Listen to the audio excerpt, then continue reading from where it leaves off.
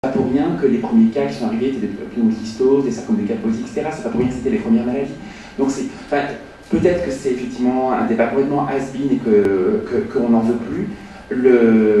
Qu'est-ce qui est de l'ordre de la coïncidence à tel moment donné qui serait de l'ordre environnemental? Qu'est-ce qui est de l'ordre de vraiment de l'évolution naturelle du VIH, etc. Enfin, voilà, il y a un truc à faire autour de ça. Et juste, c'est vrai que pour nous, la différence SIDA, séropo, aux États-Unis, ça fonctionne encore pour certaines prises en charge sociales. Chez nous, plus, enfin en tout cas, pas encore maintenant, peut-être que dans quelques temps ça viendra. Mais dans beaucoup de pays du Sud, la distinction séropo-maladie du sida fonctionne à plein régime. Enfin, en général, c'est la classification américaine qui est prise. Alors, d'autres demandes de parole? Comme d'habitude, avec la lumière dans les yeux, on voit. Ah, c'est bon.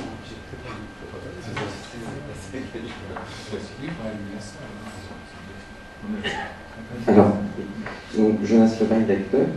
On est à quelques jours de la marche des fiertés LGBT et Christophe parlait un peu de la bombe qui avait été la publication des résultats de Prévaguet, puisque effectivement, pour le rappeler, c'est un gay sur 5 dans le Marais qui est séropo, 20% des séropos qui ignorent qu'ils le sont, et on a eu aussi en décembre dernier une autre donnée issue de la déclaration obligatoire qui est quand même relativement inquiétante, qui est le fait que les homos restent évidemment avec un leadership catastrophique en termes de nombre de contaminations, et le fait qu'il y a une augmentation qui n'est statistiquement pas significative, on va dire, sur les données, pour l'ensemble du groupe hommes ayant des relations sexuelles avec des hommes, mais qui est statistiquement significative chez les gays de moins de 25 ans. Alors, Willy Rosenbaum parlait de l'enjeu du dépistage, et là, effectivement, c'est quand même quelque chose d'hyper important.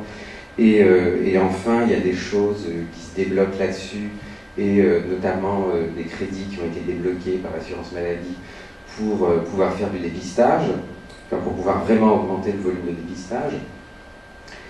Il y a d'ailleurs Aide actuellement dans le quartier qui fait du dépistage rapide dans une camionnette. Néanmoins, d'une part, il me semble que c'est vraiment pas suffisant de tabler les choses, de tabler toute la stratégie de prévention sur le dépistage. Or, aujourd'hui, c'est vraiment ce à quoi on assiste, puisque tous les crédits sont mis sur le dépistage, alors qu'il n'y a plus de prévention basique de terrain pour expliquer qu'est-ce que c'est le VIH et pourquoi c'est donc utile de mettre un préservatif. Alors qu'une des données que Christophe a oublié de mentionner dans Prévaguet, et que moi je trouve particulièrement inquiétante, c'est que dans les 20% de séropos qui ignoraient leur statut sérologique, il y en avait plus de 60% qui avaient fait un test de dépistage récent, c'est-à-dire dans les 12 derniers mois. Donc on voit que le dépistage, en tout cas chez les gays, ne peut pas être la seule réponse à apporter. Or aujourd'hui, tous les crédits vont là-dessus et exclusivement là-dessus. Voilà, après j'ai d'autres points, mais je reprendrai la parole. Oui, non, pardon, j'oubliais de dire que par ailleurs, on assiste toujours, je veux dire, à une confusion dans les messages de prévention. Dans le dernier numéro d'Action pour la Pride, on parle d'un truc un peu débile que j'ai moi-même dit dans des backrooms quand j'étais volontaire à Aide, sur le fait que si tu veux pas mettre de capote, mais au moins du gel. Il se trouve que c'est une grosse connerie. Voilà. Ceci dit, il n'y a pas eu de réaction, je veux dire, très officielle, on va dire, auprès des associations et auprès des bénévoles associatifs et des salariés associatifs pour dire qu'il fallait arrêter de raconter cette connerie. Et par ailleurs, moi, quand je vois le tract fait par Aide pour faire la promotion du dépistage qu'ils font, je trouve que c'est toujours un truc de cubénie, je suis désolé de le dire, qui ne donne pas d'indication sur le volume de gens qui sont séropos et qui donc l'enjeu de la masse de gens à dépister, qui laisse entendre que globalement avec le dépistage, on va tout solutionner parce qu'il suffit de mettre les gens sous traitement et puis comme ça ils sont plus contaminants et puis tout va bien. Enfin, moi je trouve qu'on est dans une situation qui est quand même relativement catastrophique dans le sens où on n'a pas de discours de prévention clair, tout se reporte vers des nouvelles stratégies parce que c'est visiblement plus facile de les vendre, mais à côté de ça, le travail basique de prévention n'est pas fait, et ce qui explique, à mon avis, l'augmentation des contaminations chez les jeunes. Quelque chose. Je crois que, on est à un tournant, je pense,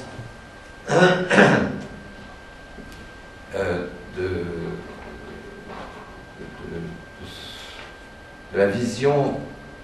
Je crois qu'il faut prendre un tournant, un virage vis-à-vis de la stratégie ou des stratégies de prévention.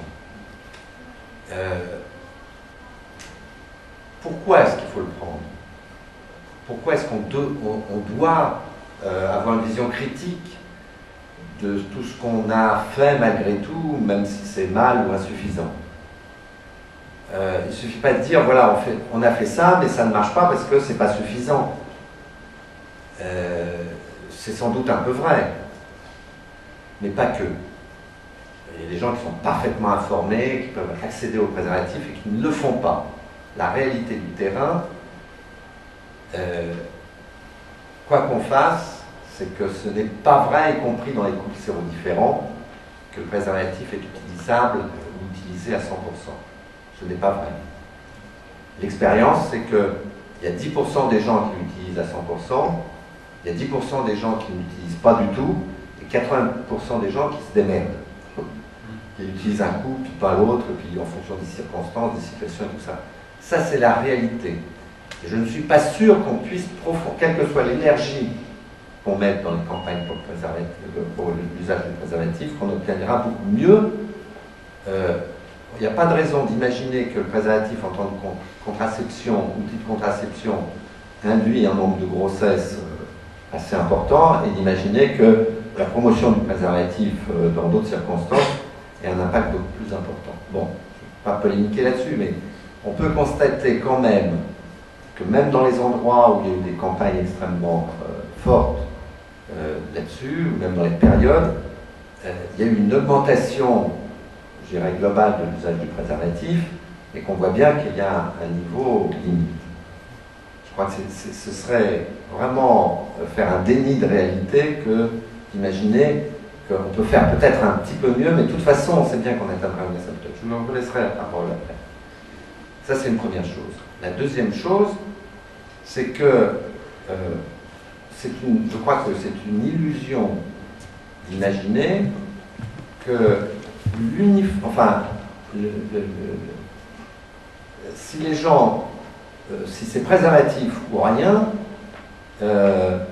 si c'est le seul choix qu'on offre aux gens, c'est préservatif ou rien, et les campagnes aujourd'hui, c'est quand même préservatif, préservatif, préservatif et rien d'autre. Je vous rappelle quand même, c'est pas pour en faire la promotion, mais ce qui a le mieux marché dans la communauté homosexuelle aux États-Unis, en particulier en Californie, c'est simplement la réduction du nombre de partenaires. C'est ça qui a le mieux marché. Hein? Il faut la faire. On peut faire un débat de plusieurs heures là-dessus. La promotion de ça. Est-ce que c'est faisable aujourd'hui? C'est une vraie question. Mais même là, en amont, est-ce que c'est éthiquement, moralement, philosophiquement, je dirais, acceptable de faire la promotion aujourd'hui de la réduction du nombre de partenaires? Moi, je trouve que c'est une question à mettre sur la table, en tout cas. Mais ça a marché. Et pas parce qu'on l'a promu, c'est parce que la communauté s'en est saisie et s'en est emparée. Il n'y a pas eu de promotion de la diminution, enfin, en tout cas de manière relativement peu forte, en tout cas. Hein. On a considéré que ça pouvait être un des moyens de... Bon. Alors, on ne va pas tomber dans ce travers. Là, vous êtes en train d'opposer la promotion du préservatif avec les autres possibilités qu'il y a. Je crois qu'il ne faut pas tomber dans ce travers-là. Personne ne dit, enfin, en tout cas, si c'est entendu comme ça, je crois que c'est une erreur, on ne va pas retomber dans cette erreur, de dire que la prévention, ce n'est que le TASP, traitement as prevention. Non, ni moi, ni les gens qui essayent de travailler autour de ça ne l'imaginent. Ce qu'on dit aujourd'hui, ce qu'on essaye de faire passer, c'est pas facile, parce que c'est vrai que c'est une modification de notre mode de pensée jusqu'à il y a encore quelques mois, ou pour certains quelques années, mais c'est de diversifier l'offre. C'est ce qu'on appelle sans doute improprement la prévention combinée, c'est-à-dire sans doute de manière plus appropriée une prévention un peu plus diversifiée où les gens pourraient, en fonction des situations, ou voilà, leur, je dirais, propre personnalité, s'emparer de tels moyens que de tels autres. Alors je sais que le terme de réduction des risques est un terme qui a fâché, et qui fâche peut-être encore, mais je crois qu'il ne faut pas s'attacher au terme. Là encore, moi j'ai envie d'être très pragmatique. Dans la réalité, vous savez, quand on a parlé que le traitement avait une action sur la prévention, qui est une réalité quand même qu'on ne peut pas nier, hein. Aujourd'hui on est des données objectives, qu'est-ce que ça a entraîné? Est-ce que vous pensez, il y a beaucoup de gens qui disent mais la désinhibition, les gens maintenant ils s'en foutent, il y a qu'à les mettre au traitement. C'est pas vrai. La première conséquence que ça a eu, c'est que les gens ont été soulagés, hein, les gens contaminés, qui même quand ils mettaient des préservatifs, avaient la hantise de la rupture, du truc qui glisse, du truc qui ne fonctionne pas. Et on a parlé quand même un peu la langue de bois en disant que le préservatif c'est 100%. C'est pas vrai, ça n'existe pas 100%. Donc ça on a fait des bébés préservatifs, je ne vois pas pourquoi on ne ferait pas des contaminations préservatives. Donc on a vraiment parlé la langue de bois là, on sait bien pourquoi. Et donc les gens gardaient cette appréhension, ils ne s'exprimaient pas beaucoup et ça leur a permis de s'exprimer là-dessus. Et l'autre chose, c'est la libération que ça a eu autour de la parole, des difficultés que les gens ont de mettre des préservatifs. Et moi je vois que j'ai vécu ça quand on a commencé à mettre comme ça sur la table qu'il y avait un intérêt, les gens tout d'un coup se sentaient un peu déculpabilisés de ne pas pouvoir dire que de temps en temps, voilà, on ne met pas toujours le préservatif, voilà, c'est compliqué. Et je crois que c'est un déni de réalité d'imaginer que les gens vont mettre 100%, que tout le monde va mettre 100% dans tous les cas des préservatifs. Donc il faut arriver à diversifier l'offre. Vous n'aurez pas la même... vous voyez, quand vous êtes dans un couple stable, c'est pas la même situation que quand vous allez dans un backroom, ou quand vous allez dans des lieux de consommation, ou quand vous draguez sur Internet, ou que sais-je, ou quand vous avez telle pratique ou non. Je rappelle que la promotion des caresses et de la masturbation et des rapports non assertifs a été un slogan à une époque. Ça a été un slogan. Vous n'avez quand même rien contre. Alors, est-ce que ça va marcher? Oui, je pense que dans certaines circonstances, ça peut marcher.